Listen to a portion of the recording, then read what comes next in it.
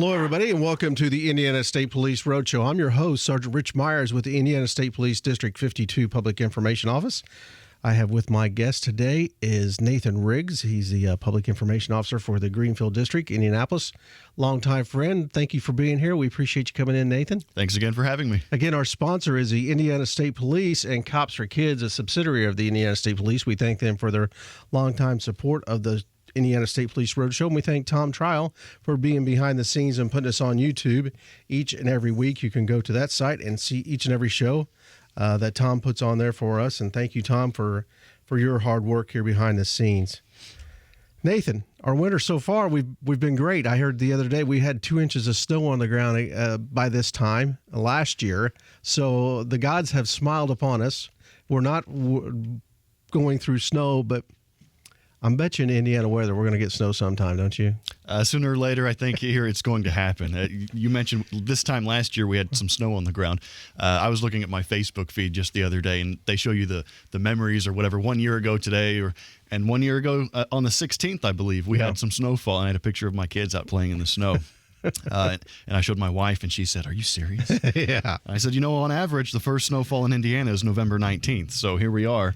And actually, the weather is talking about some flurries this weekend. So we've had a pretty moderate, mild fall, pretty warm temperatures. Yeah.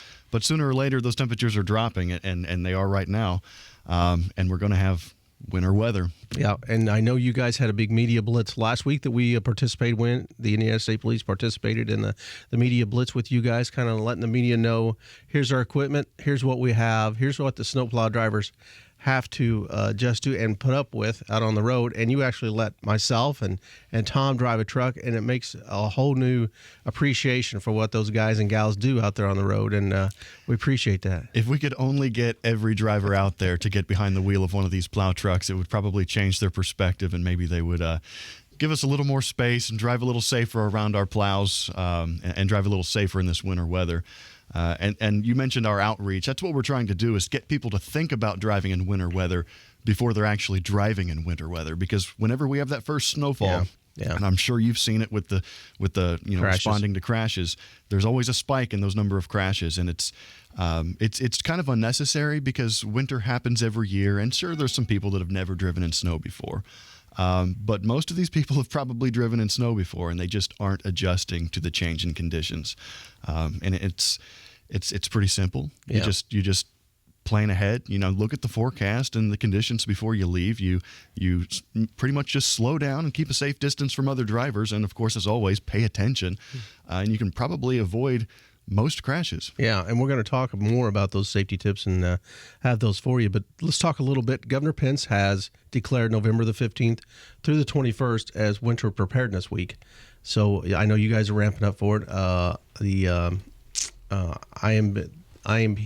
Indianapolis Metropolitan Snowplow Force, that is Indy Snow Force, the DPW, right? Yes, DPW, Department of Public Works, has had their ramp up also. So they're getting ready for the same thing.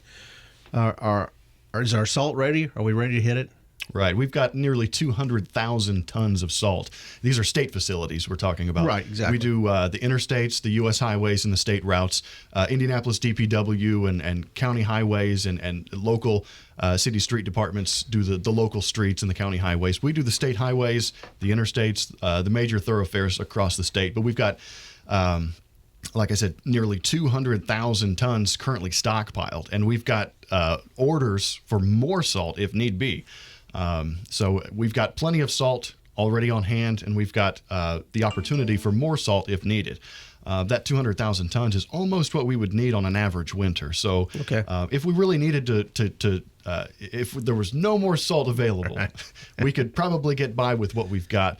But we, again, do have contractors or vendors that can deliver that salt if we just say, bring it.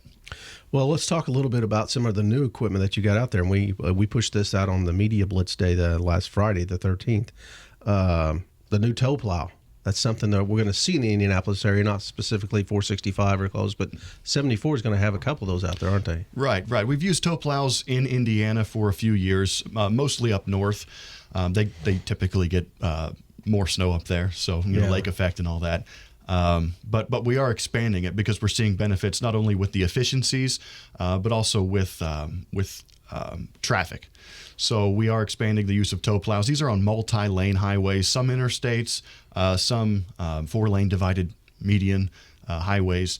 Explain a little bit to the listeners what we're talking about on a tow plow. So a tow plow is, if you can think of towing, we've got one truck towing kind of like on a hitch, like a trailer behind the truck, and the truck clears one lane, and then this tow plow that it's pulling behind the truck clears the adjacent lane. And the whole trailer actually moves over beside the truck. It's amazing to watch. Right. So when it's just pulling this device, driving down the road, it's straight behind it. But when this is deployed, there's flashing lights and everything all over it to try to warn motorists that this is happening.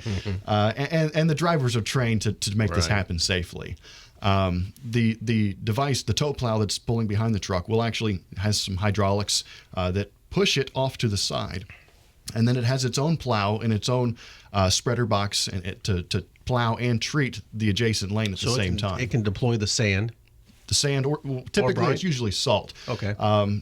Sometimes we use sand on roadways for abrasion, but typically we're using salt, especially on the routes that these tow plows will be used on. These are more high traffic volume, multi-lane roads that really sand is just ineffective.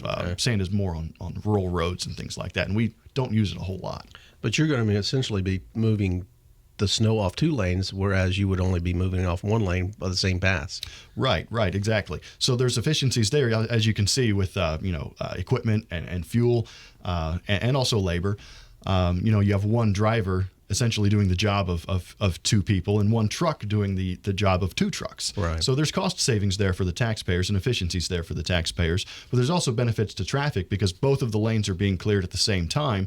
If you have one truck clearing a multi-lane road, it takes 2 or 3 hours for that truck to make its route. So it could be a length of time before that truck can clear both lanes, and for both lanes to have the same consistency as far as snow and ice coverage. Exactly. So for people that may be changing lanes, that may go from a clear lane to a lane that may have some accumulation on it, this will clear both at the same time, so you get a more uniform, consistent surface for the drivers, and that's safer. So they're going to be doing 2 lanes where in their 2 to 3 hour route, as opposed to 1 lane in their 2 to 3 hour route, which is going to improve efficiency and make that go a lot quicker. And again, saving money. So that's a great idea, and that's going to be right here in Central Indiana. Will be only I-74. No, I cover the Greenfield District, which is East Central Indiana. Okay. So there will be a couple of them on I-74, south and east of Indianapolis. We're also going to have one running on the new Kokomo bypass up north on US 31. We'll also have one on State Road 3 running between Newcastle and Muncie, kind of in that rural State Road 3 section between Henry and Delaware counties. And we'll also have one on I-69 north and east of Indianapolis, running kind of north of Muncie, north of Delaware County, up towards the edge of our district, which is State Road 26. Okay. And there'll be others running throughout the state. Last season, we ended the season with maybe a handful of these tow plows, and by the end of this season, we should have about a dozen running across the state. Good. So they are expanding, not in huge numbers, but enough that we want to make sure that motorists know what these are and how to drive safely around them. Every year, we have a few crashes with motorists around our plows. And they are preventable. Just keep a safe distance from the snow plows. It's always going to be safer behind the plows because they're clearing the road and treating the road to make the drive safer for you and those around you. But especially these tow plows, they're clearing 2 lanes at once, and often there's only 2 lanes on these roads. So if they're clearing both of the lanes that are available, you don't need to be passed. You can't pass them. That's right. Let me underscore that, put it in bold, italics. Don't pass the tow plows. It's always, again, going to be safer behind these plows, because what you'll find once you get in front of the plow is that all of that snow that they're plowing off the road is still on the road. Yeah. And so you're going to have to slow your speed. And often what we see with crashes involving our plows is they pass, realize that the road is snow and ice covered, and they lose traction. And you don't want to lose traction in your vehicle in front of a snow plow. You're not going to win. Typically not, no. And so it's safer. It's better for everybody to just pack your patience when you're driving out in winter weather. Well, again, we're talking to Nathan Riggs, the Public Information Officer for INDOT. We're talking about winter driving here with the Indiana State Police Roadshow, brought to you by the Indiana State Police Alliance. I know you guys are, INDOT is looking about hiring some additional drivers, too, for this winter season. Tell us a little bit about that. Sure. We've got some availability for drivers. We typically have an opportunity to hire new employees before winter weather. Some of them are seasonals, some of them are full-time opportunities, but especially drivers that may already have a CDL, a Class B CDL. Class A is great too. We can take advantage of that. Some of our equipment requires a Class A, but just to drive a plow truck, we do require a Class B CDL. So if you already have that and are looking for an opportunity to work with the state of Indiana, go to careers.in.gov and there's lots of opportunities across the state for INDOT plow drivers. Again, some of them are just seasonals, right? But that could also open the door to a full-time position if one becomes available. But people with experience, people with CDLs especially, we definitely have some opportunities for you. I was noticing earlier on one of your news releases that you put out, I was astounded at the number of trips and the miles that you guys travel when you plow these roads. The equivalent of 228 trips around the earth or 12 round trips to the moon. Yeah, that kind of puts it into perspective. This is just Indiana here. Wow. But when we have a severe weather and we have these crews plowing the roads, especially if we get a sustained winter weather event, those trucks and those drivers are running for 12 hours at a time for multiple days, possibly even weeks. I mean, some of our weather events can drag on for multiple weeks. And so those trucks are running 24 hours a day nearly. We do occasionally shut them down and have them inspected before the shifts and after the shifts. But essentially they're running 24/7 and occasionally they break down. So I always like to give a shout out to the mechanics who keep them on the road and get them back on the road as quickly as possible. Yeah, so they're kind of behind the scenes. The heavy, wet, salt-infested trucks. Right, and it's cold, you know, and metal moving parts and rubber parts. And they don't like salt. Well, metal doesn't like salt. Exactly. So, That's what I mean. Occasionally we have to pull them into the garages and we have, pressure washers. We try to keep them clean and we use a special soap that kind of minimizes that corrosion.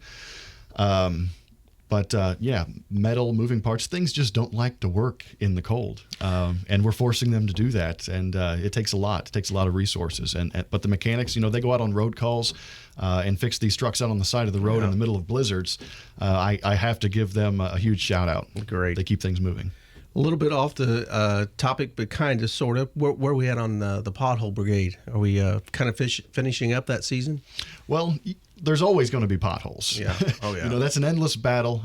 So every year after winter, that's really the peak fixing pothole season, if you will, especially for the maintenance. Just the ones that just need to be filled.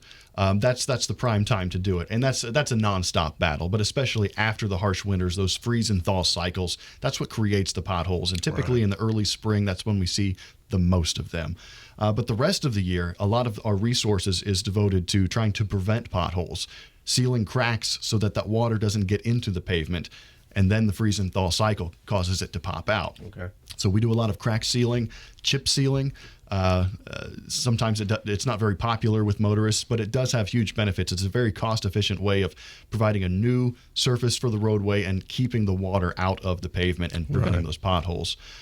So crack sealing, chip sealing, and then we have contracts that put new surfaces on roadways. We're devoting more resources to those preventative maintenance programs, more resources than ever, so that we don't have to do more costly construction projects further down the line. That's a good idea. Our crews do a great job. Our contractors do a great job of trying to get pavement back into a good condition before we go through yet another winter and start it all over again. Mother Nature is what we're fighting. Yeah, if we just had 80 degrees temperate weather all the time, we would have nice smooth blacktop everywhere. There we go. We have winter, and that's something we have to deal with. And I think our maintenance crews and our construction contractors do a great job of. They certainly do. Well, Nathan, I appreciate you being here. We're out of time, but again, thank you for coming in. Thank you for giving these helpful tips, and make sure that the public is aware these new tow plows are going to be out, the regular snow plows are going to be out. Give them room to work and stay out of their way, and don't crowd the plow. Exactly. There we go. Well, again, you've been listening to the Indiana State Police Roadshow, brought to you by the Indiana State Police Alliance. Cops for Kids, a subsidiary of the Indiana State Police Alliance. We thank you for their continued support. Thank you for listening. We'll catch you next week. Roadshow out.